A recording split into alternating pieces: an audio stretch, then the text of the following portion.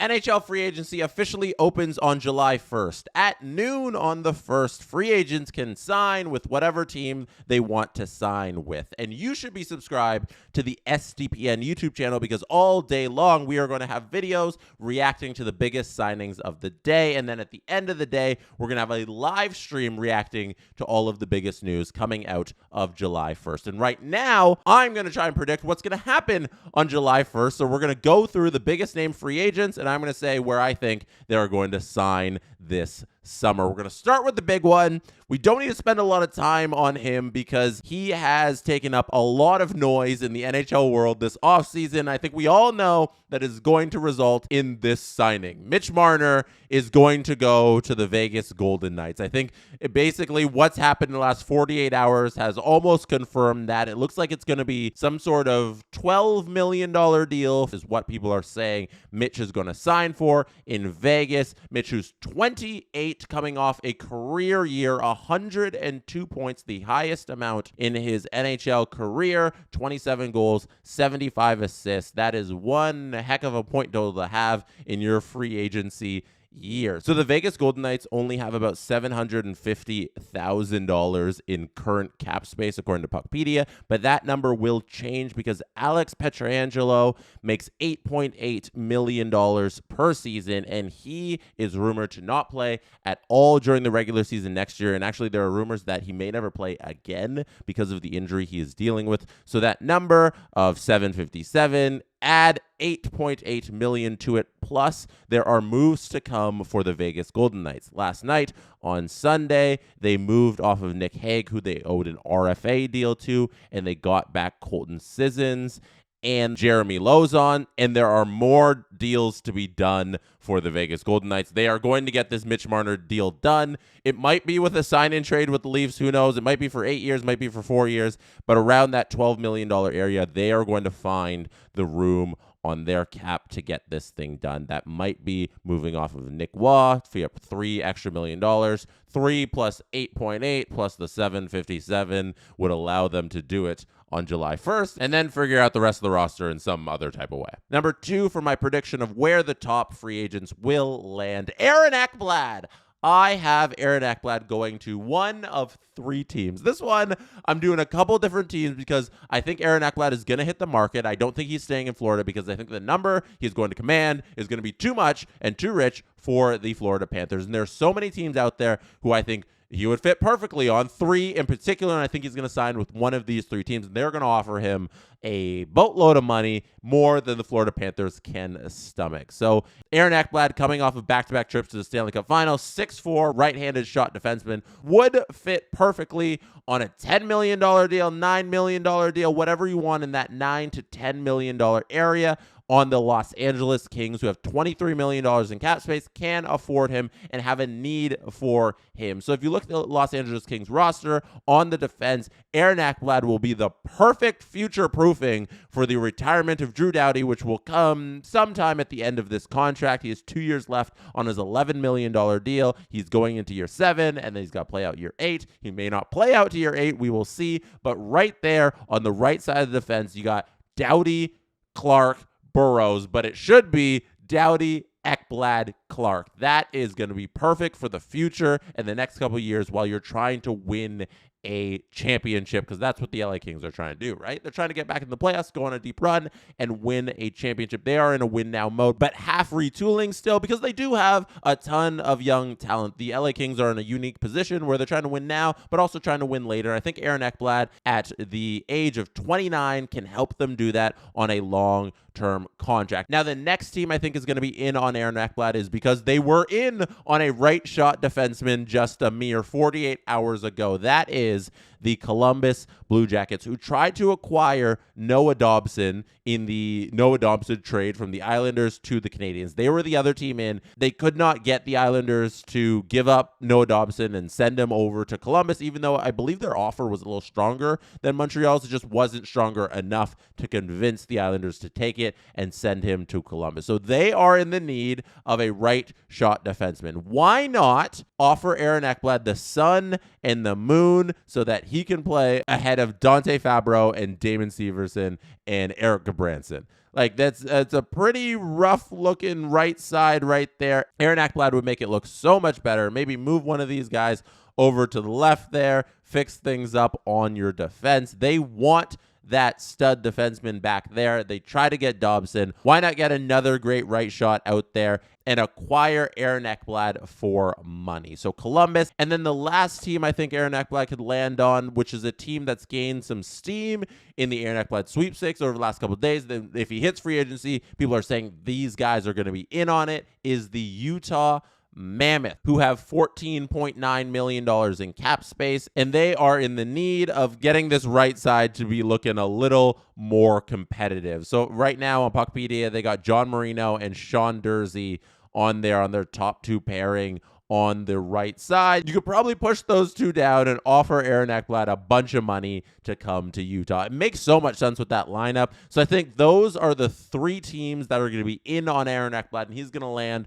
with one of the Los Angeles Kings, the Columbus Blue Jackets, or the Utah Mammoth. Next up, Nikolai Ehlers, who will be leaving the Winnipeg Jets pending a big surprise in the next, couple hours. Nikolai Ehlers will hit free agency, and we will see him on a different team. This one, to me, is easy. I think there's two here that I think are really easy coming up. Nikolai Ehlers leaving the Jets and signing with the Carolina Hurricanes, to me, makes so much sense. They have an unbelievable amount of cap space. They're going to lose out on the Mitch Marner sweepstakes. Why not get the next best option to fit into your top six? They've been looking for that player for so long, since they tried to acquire Mikko Rantanen and then had to move him again because he didn't want to play there. They tried to get Mitch Marner, didn't go well. Mitch didn't want to go there. Now you can offer Nikolai Ehlers all of the money he wants, and you can just bring him to your team where you have a lot of cap space, where you have the flexibility to play him in your top six, and you need that top six player.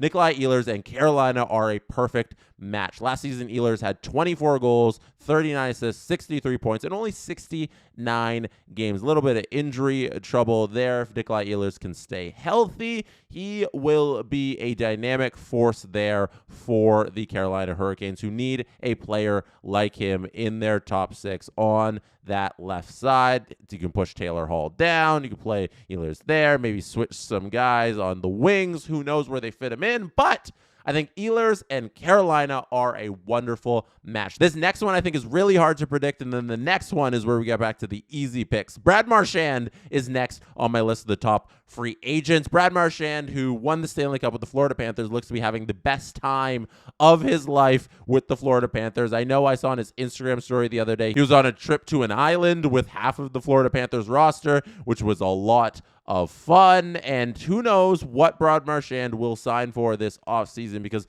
there's been so many rumors about like $10 million offers, $9 million offers, $8 million offers, everything in between $7 to $10 million, and everybody seems to want Brad Marchand. I think sometimes the easiest answer is the correct answer, so my best guess is that he sticks with the Florida Panthers. I think it's so easy just to say, like, hey, why mess with happiness? They have the cap space to keep me around in Florida.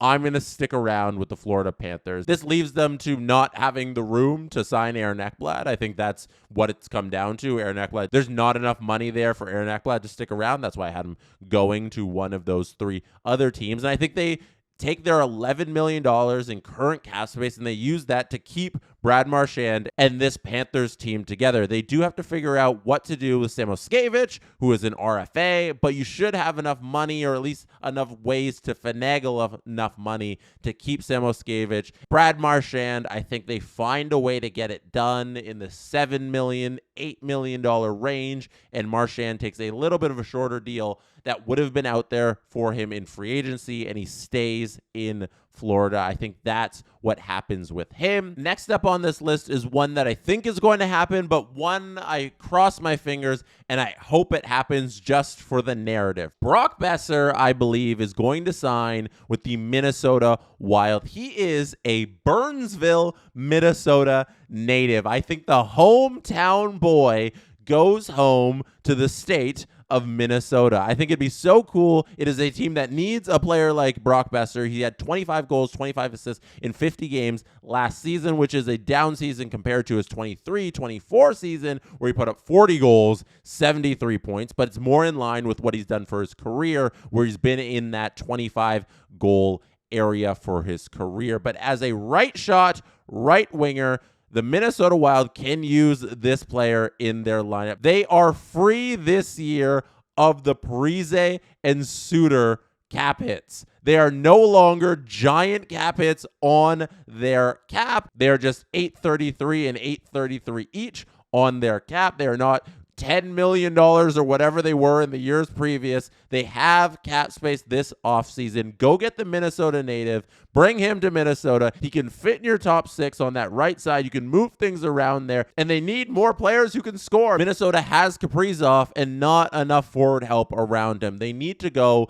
make one of these moves eventually and bring in help for Kirill Kaprizov. I know Joel Eriksson X trying his best. I know Matt Boldy is good and young, but they need more guys to help Kaprizov out in the forward group. Brock Besser can be that guy for them. He is from there. I think he fits perfectly. I think it'll probably be an $8.5 million deal for 6 seasons for Brock Besser. That's my prediction on the contract for Brock Besser signing in Minnesota. Maybe closer to $9 million, 8.75, 8.5, something in that neighborhood. And lastly, I'm going to give you a couple bonus picks. One is the biggest name goaltender out there in Jake Allen. Jake Allen is going to go to one of the teams that's like, we need a goalie. We don't have a goalie. We just need a goalie. And I think it might be the Philadelphia Flyers. They've needed a goalie for like the history of their franchise. They never have good goaltending. Can this be the summer they go out and they get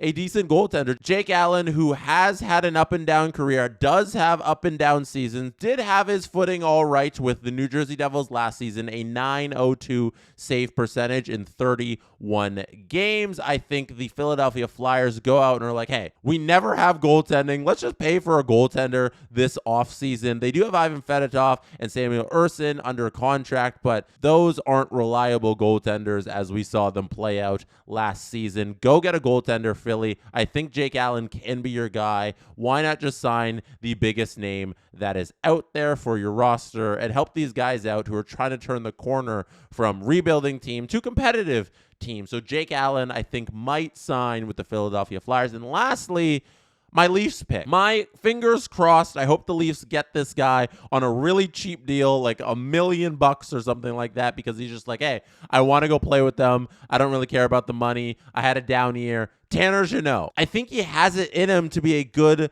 playoff performer. He's a left shot, but the Leafs would preferably play him on the right side where they are weaker in the lineup. And he made $2.6 million last year with the LA Kings. And if he's willing to take a bit of a discount to come to the Leafs on a really cheap deal, I think Tanner Jeannot can fit on the Leafs, and he's going to be a rough guy to play against in the playoffs. I'd like to see him on the Toronto Maple Leafs. Let me know where you think all of the top free agents are going to sign and who you want your favorite team to sign in the comment section on the Jesse Blake Sports Report YouTube channel. That is it for me right now. Thank you for being here. You could have been anywhere in the world, but you chose to be listening or watching right now, and I appreciate you for that. Don't forget to hit like. Don't forget to hit subscribe. I will see you later. Good night from Toronto.